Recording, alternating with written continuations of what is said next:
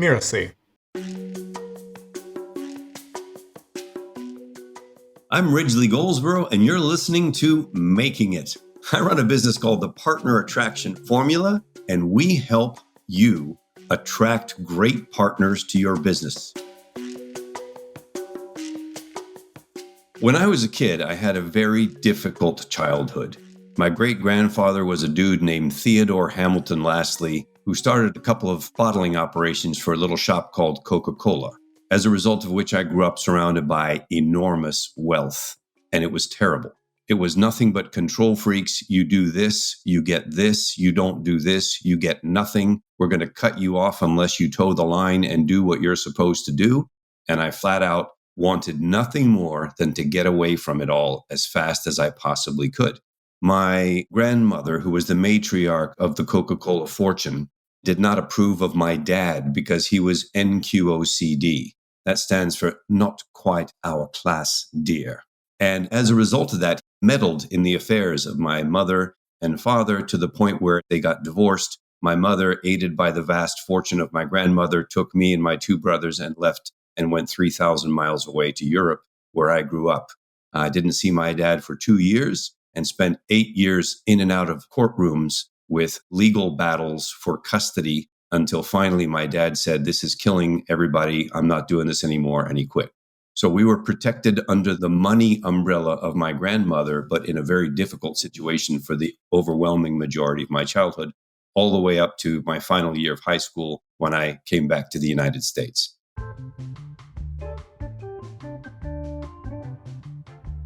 I've always been interested in learning. I have lots of different degrees that I don't use. I just got them for the sheer joy of it. So I had very, very good grades and was able to go to community college during my senior year of high school because the courses at the high school weren't advanced enough. And then went on to the University of Virginia. And for me, that was the moment of liberation. It's, I'm no longer under the thumb of any of my crazy relatives. Now maybe I can learn to shine on my own. And when I got there, I had 3 very, very important goals. One was to have as much fun as possible. The second one was to make a bit of money so that I could have as much fun as possible. And the third one was to meet as many beautiful ladies as I could to have the fun with. And with those 3 goals, I said to myself, I know what I'll do. I'll become a Spanish major.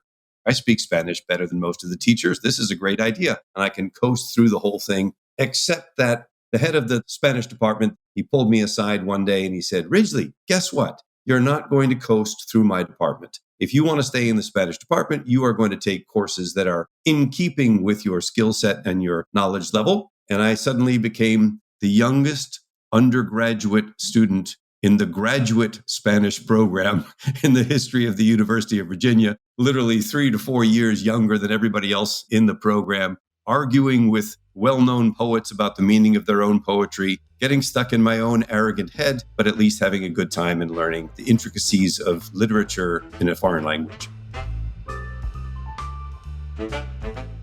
When I finally finished college and went out into the big world, I had this idea that I should go to Hollywood and become a famous movie star.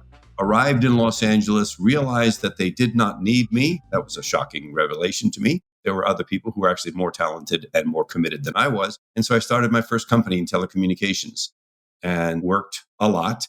Decided I should go to law school. By my 3rd year in law school, the company was making a sufficient amount of money that it made no sense to ever be a lawyer. So I graduated, took the bar in the state of California, passed the bar, and never practiced a day of law in my life other than for my own companies. I believe that successful entrepreneurs have an underdeveloped sense of fear and a very bad memory. In other words, we can quickly forget about the failures and charge into the next thing, so to speak, without a lot of hesitation or need to overanalyze. And I also believe that oftentimes it's better to be first than to be smart. So in our telecommunication companies, we weren't all that smart. We were just first. And we would go into a new country. We would open up an operation over there, and we were first to market.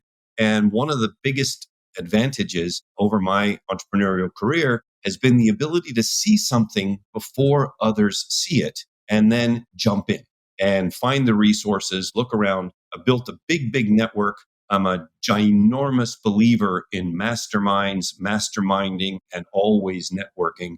That old saying, your net worth is going to be directly correspondent to your net work. And I believe that. And I also believe that networking involves the word work for a reason. It's something that has to be actively done and built. And so to me, largely the making it piece was okay, we have an idea. Let's dive in. Who do we know? What does it look like? Do we have a market edge? Let's go. And interestingly, having started 45 different companies and most of them failed, in many cases, I didn't have the right network or I didn't have the right idea. But each time there was a failure, there was a lesson. So to me, every time something went down, it was like, okay, what did we do wrong here? What are we taking right into the next thing that we do? And fortunately, the successes, economically at least, far outweighed the failures. What are you doing to improve your skill sets? What are you doing to sharpen your sword? What are you doing to get better so that the value you offer to the marketplace is bigger? People get paid by the value they offer, not how much time they put in or how hard they work. Therefore, the more time you can spend working on the greatest asset that you have, which is you, and improve that so that it becomes more and more valuable to the marketplace, the better you will do. And not only that, the more enjoyable the journey becomes. When you finally get to that place where people begin to recognize you as a master of something, as an expert of something, as someone who makes a big difference in something, it's such a rewarding feeling. And it doesn't come from grinding. It comes from working on yourself and developing your skills, your knowledge, your understanding. Yes, also your network. Working on yourself to me is the most important thing an entrepreneur can do. The way in which I've found to bounce back from what I lovingly refer to as educational experiences, namely business failures, is to take some quiet time for myself. Sometimes I'd go to the mountains, sometimes I'd go to the sea and sit alone and ask myself, could you do anything differently? So for me, the solitude piece, the ability to go to prayer, chanting, quiet, meditation, whatever a particular person's thing is, to go to that quiet space and dig deep.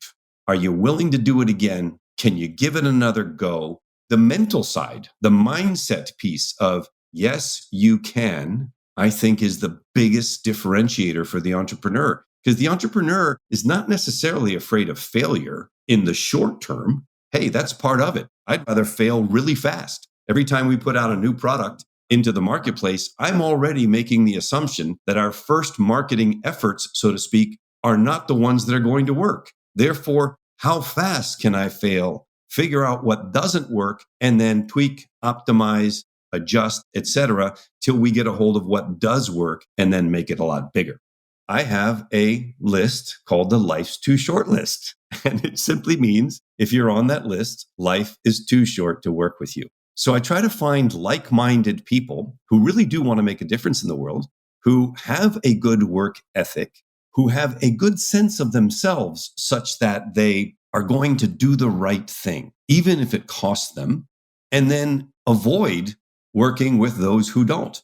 And quite happy to fire a client. If a client is not a good fit, then I'm going to just say to them very politely, yet firmly, I'm sorry, I don't believe that we're a good fit for each other. Here's somebody I can recommend, etc., and send them on down the road. Because if they're on the life too short list, then life is just too short. So for me, making it is all about taking your vision, your idea, finding a way to convert that into value in the marketplace, and then putting it out there. And once the concept has been proven and has shown to be a value producer for the marketplace, scaling it to where you can look back and say, wow, check that out. We built that thing. That's pretty cool. Amazing how many people are using this. For us now, we have clients literally all over the world. And it's such a great thing where we can sell something in a different continent every day. is pretty remarkable. The making it piece is not so much the money. It's, wait, I had an idea, we had a vision, we went after it, and it worked. And we accomplished something, we built something, we made something that made a difference in this world. I think that piece is more important than the trappings that come along with it. I'm asking myself on a continuous basis, what are we doing next to help people? I put out literally 3 pieces of new content every single week. Why? Because it's part of the legacy. It's part of the body of work. It's part of the ongoing contribution that I could make out there in this world that hopefully impacts as many people as possible. I'm Ridgely Goldsboro, and you've been listening to Making It. You can find me at www.partnerattractionformula.com, and I hope you have a fabulous, amazing day. Remember that if you see someone that needs a smile, give them yours, because a smile is a little curve that sets a lot of things straight. Making It is part of the Mirasee FM podcast network, which also includes such shows as Course Lab and Just Between Coaches. This episode of Making It was produced by Danny Bermant and Jeff Govertson. Cynthia Lamb is a supervising producer. Danny Inney is our executive producer. Post-production by Post Office Sound.